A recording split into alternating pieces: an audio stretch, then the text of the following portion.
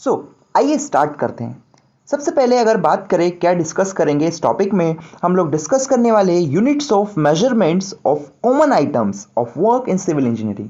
दोस्तों, जैसे कि आप जानते हैं सिविल इंजीनियरिंग के अंदर अलग अलग आइटम्स के वर्क हम लोग परफॉर्म करते हैं, जैसे कि एक्सकेवेशन हो गया, दीवार बनाना हो गया, स्लैब कास्टिंग हो गया, कंक्रीटिंग हो गया, ये सारे वर्क हम लोग परफॉर्म करते हैं। तो लेकिन जो आईएस कोड होते हैं, डेट इज इंडियन स्टैंडर्ड, उन्होंने कुछ फिक्स्ड यूनिट्स हमको बता रखी है, ठीक है, कि इस वर्क को हम इस यूनिट के अंदर मेजर करते हैं। जैसे कि शुगर को हम केजी में मेजर करते हैं, वाटर को हम लीटर में मेजर करते हैं। ऐसे ही सिविल इंजीनियरिंग के जो वर्क होते हैं उनके लिए डिफरेंट यूनिट्स बनाई गई है, उन यूनिट्स के बारे में हम लोग डिस्कस करते हैं। काफ़ी इंपॉर्टेंट ये चीज़ है, साइट पर और इंटरव्यू में पूछी जाती है, ठीक है। तो आइए स्टार्ट करते हैं। सबसे पहला जो है दोस्तों, यहाँ पर अगर बात करें हम, तो सबसे पहली जो स्टेप होती है घर बनाने में या कोई से भी स्ट्रक्चर को खड़ा करने में, वो होता है एक्सकवेशन, ठीक है दोस्तों। तो अर्थ वर्क इन एक्सकवेशन, जो एक्सकवेशन के वक्त मतलब खुदाई करना है, किसके लिए, फाउंडेशन के लिए, उसको हम मीटर क्यूब के अंदर मेजर करते हैं। क्योंकि दोस्तों आपको मैं बता दूं, जो भी आप फाउंडेशन वगैरह करेंगे उसके अंदर, अगर मैं यहाँ पर बना के बता रहा हूँ, ठीक है, आपने कोई गड्ढा खोदा, ठीक है, आप अगर कोई गड्ढा खोद रहे हैं तो ये गड्ढे का क्या होगा दोस्तों, इस गड्ढे, ये सपोज गड्ढा मान लिया मैंने, ये मेरा क्या था, ग्राउंड लेवल था। तो इसके अंदर आप देखेंगे इसकी हाइट भी होगी, कुछ हाइट होगी, कुछ इसकी विड्थ होगी, ठीक है, और कुछ अगर बात करें इसकी जो हाइट होगी, लेंथ भी कुछ होगी, मतलब लेंथ विड्थ हाइट तीनों इसके पास है। तो मतलब ये एक प्रकार का यहाँ पर वॉल्यूम बनेगा। वॉल्यूम किस तरह से हम निकाल सकते हैं, that is L into H into W करके हम इसकी वॉल्यूम निकाल सकते हैं। मतलब सिंपल सा बोला गया है दोस्तों कि जो एक्सकवेशन का वर्क है, अर्थ वर्क एक्सकवेशन, उसको हम मीटर क्यूब में मेजर करेंगे, ठीक है। अब क्या हुआ, आपने ये एक्सक्वेशन करा दिया, अब आपने वहां पर फाउंडेशन बना दिया। अब फाउंडेशन बनाने के बाद जो आपने एक्सकवेट किया था मटेरियल, उसको फिर से फिल करेंगे। तो दोस्तों सेकंड पॉइंट यहाँ पर है कि अर्थ वर्क इन फिलिंग, जो फिलिंग के अंदर जो अर्थ वर्क आप करेंगे उसको भी हम लोग मीटर क्यूब के अंदर ही मेजर करेंगे, ठीक है।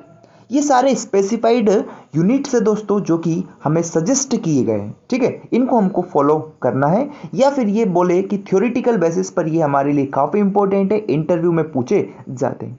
सेकंड दोस्तों, इसके बाद अगर थर्ड बात करें कंक्रीट वर्क जो हो गया, तो कंक्रीट वर्क को भी हम लोग मीटर क्यूब के अंदर लेंगे, क्योंकि इसके अंदर भी हमको लेंथ देखने को मिलेगी, विड्थ देखने को मिलेगी, और साथ में ब्रेड्थ देखने को, मतलब लेंथ, ब्रेड्थ और विड्थ तीनों देखने को मिलती है। जैसे कि हम लोग कॉलम की कास्टिंग अगर करा रहे हैं, तो कॉलम के अंदर आप देखेंगे तो इसके तीनों डायमेंशन होते हैं, लेंथ भी होती है, ठीक है, इसकी ब्रेड्थ भी होती है और विड्थ भी होती है। आई होप ये चीज़ आप समझ पा रहे होंगे, ठीक है। ऐसे ही फिर अगर हम बात करें दोस्तों रेनफोर्समेंट, तो रेनफोर्समेंट को हम केजी के अंदर मेजर करते हैं, ठीक है।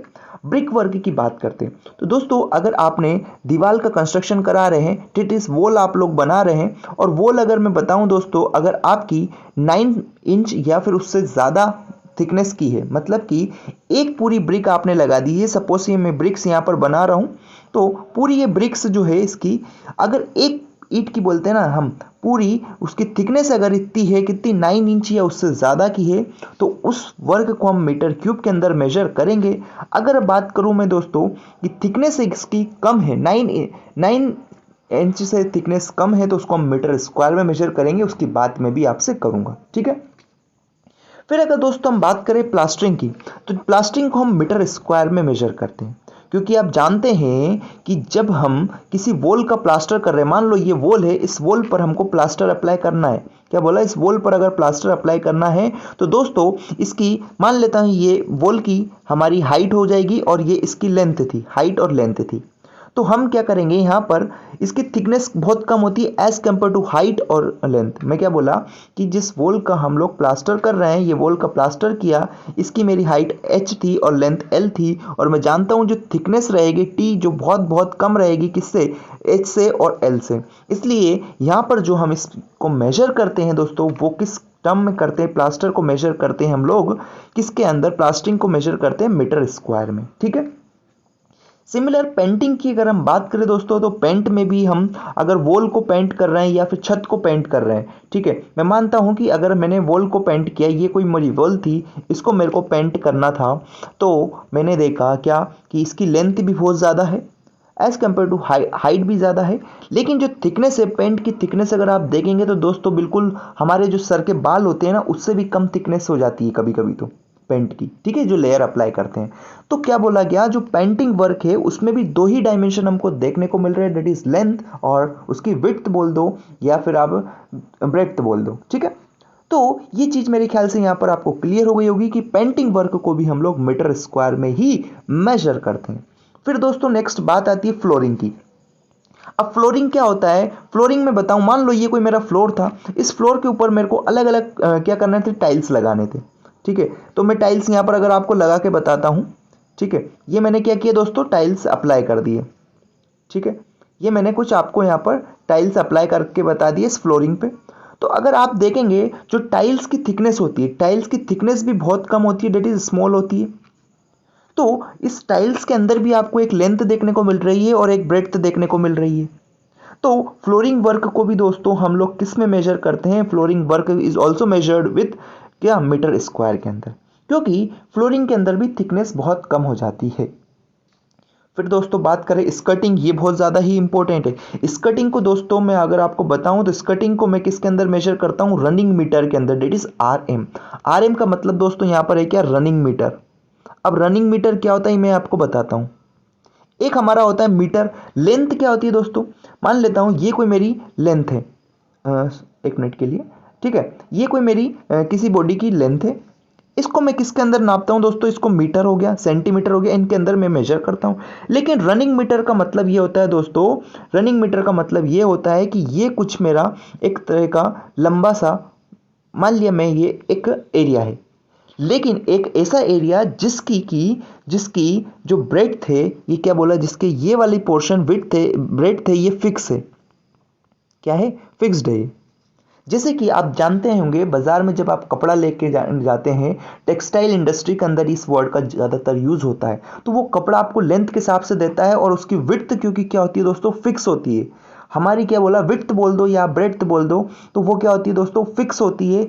तो वो जो कपड़ा हमको देता है वो मीटर में नाप के देता है, उसी चीज़ को हम बोलते हैं क्या, रनिंग मीटर। मतलब कि एक ऐसी यूनिट जिसका एक डायमेंशन ऑलरेडी फिक्स है। जैसे कि अगर आप बात करें दोस्तों स्कर्टिंग हो गया, तो स्कर्टिंग अगर आप लेकर आते हैं मार्केट से, तो ये 1 फीट की भी आती है, इसकी लंबाई 1 फीट होती है, 1.5 फीट होती है, या कोई कोई की स्कर्टिंग में 2 फीट के समथिंग भी आती है। लेकिन जो हाइट होती है, हाइट इसकी कुछ स्पेसिफाइड हो जाती है, ठीक है। तो इसलिए स्कर्टिंग को हम किसके अंदर मेजर करते हैं दोस्तों, स्कर्टिंग को हम रनिंग मीटर के अंदर मेजर करते हैं। आई होप अभी तक जितने भी मैंने आपको ये यूनिट्स बताए सब आपको क्लियर हो गए होंगे, ठीक है। सो दोस्तों नेक्स्ट कुछ और यूनिट्स हैं, उनके बारे में हम जल्दी जल्दी बात कर लेते हैं। सो अब है दोस्तों, बात करें हम ब्रिक वर्क। अगर 4.5 थिक की कोई ब्रिक है, मतलब कि अगर कोई दीवार में कर रहा हूं और दीवार की जो थिकनेस है, क्या बोला, दीवार की जो थिकनेस है, ये सपोज मैं एक दीवार का टॉप व्यू आपको दिखा रहा हूँ, टॉप व्यू दिखाया दोस्तों, और ये जो थिकनेस है मेरी, क्या कह रहा, 4.1/2 ऑफ थिक इंच से थिक है। तो इसके केस में हम लोग इसको किस से में मेजर करेंगे दोस्तों, मीटर स्क्वायर में मेजर करेंगे। मैं आपको बता चुका हूं कि अगर 9 इंच से ज़्यादा थिक हमारी ब्रिक है या फिर 9 इंच थिकनेस की भी अगर वॉल है, तो उसको हम मीटर क्यूब में मेजर करते हैं, ठीक है। नेक्स्ट अगर बात करें दोस्तों structural units, structural steel work को हम केजी में लेते हैं। डोर्स, विंडोज, गेट को हम मीटर स्क्वायर के अंदर लेते हैं, क्योंकि यहाँ पर भी थिकनेस काफ़ी कम होती है एज कंपेयर टू क्या, हमारी उसकी विड्थ के, सॉरी हाँ विड्थ बोल सकते हैं हम इसको, ठीक है। जैसे कि अगर बात करें हम, ये कोई गेट था हमारा, तो इस गेट की दोस्तों अगर आप देखेंगे ये लेंथ हो गई, ये इसकी ब्रेड्थ हो गई, लेकिन इसकी जो थिकनेस रहेगी, क्या बोला, ये जो थिकनेस रहेगी, थिकनेस काफ़ी कम रहेगी किसके कंपेयर में, विड्थ और लेंथ के कंपेयर में, इसलिए इसको भी हम लोग मीटर स्क्वायर में मेजर कर रहे हैं। ग्रिल्स को दोस्तों मीटर स्क्वायर या फिर केजी के अंदर हम लोग मेजर करते हैं, ठीक। नेक्स्ट है जो कि आपको पता होना चाहिए, that is water line, sewer line, drainage pipe, ये सबको रनिंग मीटर में हम लोग मेजर करते हैं। और रनिंग मीटर क्या होता है मैं आपको बता चुका हूँ दोस्तों। फिर से बात आती है रिटर्निंग वॉल्स की। दोस्तों रिटर्निंग वॉल्स क्या करता है, एक हेवी स्ट्रक्चर होता है, हेवी स्ट्रक्चर होता है जिसकी कुछ थिकनेस भी होती है, हाइट भी होती है और विड्थ भी होती है, सब कुछ होता है इसके पास, इसलिए इसको फिर से हम मीटर क्यूब के अंदर ले रहे हैं दोस्तों। इसको हम कंक्रीटिंग वर्क के अंदर भी ले लेते हैं कभी कभी, क्योंकि अगर कंक्रीट की हमारी वॉल बनी है तो उसको हम कंक्रीटिंग में ले देंगे, ठीक है। तो रिटेनिंग वॉल एक हैवी स्ट्रक्चर होता है जिसके पास थिकनेस भी होती है, विड्थ भी होती है, लेंथ तो होती है, ठीक है। नेक्स्ट अगर बात करें दोस्तों पॉइंटिंग वर्क को भी हम लोग मीटर स्क्वायर के अंदर काउंट करते हैं। और लास्ट में जो 2 पॉइंट्स है, दैट इज रोड हो गया, फुट हो गया, ठीक है। रोड क्या हो गया, रोड हो गया, फुटपाथ हो गया, इन सब को आप किसके अंदर मेजर करेंगे, मीटर स्क्वायर के अंदर मेजर करते हैं, ठीक है। दोस्तों लास्ट पॉइंट है बट नॉट लीस्ट, ये क्या बोलता है कि जो माइल्ड स्टील पाइप हो गई, क्या बोला, माइल्ड स्टील पाइप जो कि होते हैं स्ट्रक्चर स्टील के, उनको भी हम लोग रनिंग मीटर के अंदर ही मेजर करते हैं, ठीक है दोस्तों। तो ये कुछ और पॉइंट्स थे जो कि आपको बताने थे। नेक्स्ट पॉइंट की अगर मैं बात करूं, 3-4 पॉइंट्स और है, फिर इस वीडियो को मैं कंक्लूड करूंगा। तो जैसे मैन होल हो गया, मैन होल या फिर चैम्बर हो गया दोस्तों, इनकी कोई यूनिट नहीं होती है मेजर करने की, ठीक है। या बोल सकते हैं हम मैन होल्स या फिर चैम्बर्स हो गए तो इनको हम नंबर्स में काउंट करते हैं, that is 1 number, 2 number, 3 number, 100 number of chambers से या 100 नंबर ऑफ मैन होल से, ठीक है। फिर अगर बात करें दोस्तों प्लम्बिंग एंड सैनिटरी फिटिंग और हार्डवेयर, इनको भी नंबर्स में काउंट करेंगे, ठीक है। रेलिंग्स हो गया तो दोस्तों रेलिंग्स को भी हम रनिंग मीटर के अंदर काउंट करते हैं, ठीक है। फिर सोलिंग हो गया तो सोलिंग को भी हम लोग किसके अंदर काउंट करते हैं दोस्तों, मीटर स्क्वायर के अंदर काउंट करते हैं। तो दोस्तों आई होप ये सारी चीज़ें जो मैंने आपको बताई है ये क्लियर हो गई होगी। सो वीडियो को कंक्लूड करता हूँ। हमने क्या बात करी, हमने बात करी दोस्तों कि कौन कौन सी यूनिट्स के लिए हम कौन सी मतलब कौन से आइटम ऑफ वर्क के लिए कौन सी यूनिट ऑफ मेजरमेंट यूज़ करते हैं सिविल इंजीनियरिंग के अंदर, उसका डिस्कशन हमने किया है। तो ये यहाँ सब कुछ मैंने आपको बता दिया, आप स्क्रीनशॉट ले सकते हैं इनका और याद रखिएगा क्योंकि इंटरव्यू वाइवा वगैरह में इसमें से क्वेश्चन पूछा जाता है। आई होप अगर वीडियो अच्छी लगी होगी, अगर वीडियो अच्छी लगी हो तो लाइक करें, शेयर करें, चैनल को सब्सक्राइब करें। Thank you.